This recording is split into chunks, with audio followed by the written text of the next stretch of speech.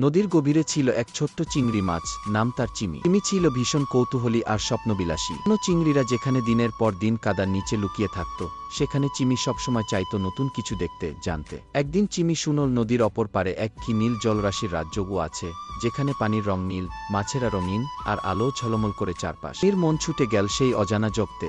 ঠিক করল কিছু একটা করেই সে সেই রাজ্য দেখতে যাবে। মা বলল, ওপারের পানি বেশি স্রোত, তুমি এত ছোট্ট, হারিয়ে যাবে। কিন্তু চিমি থামল না।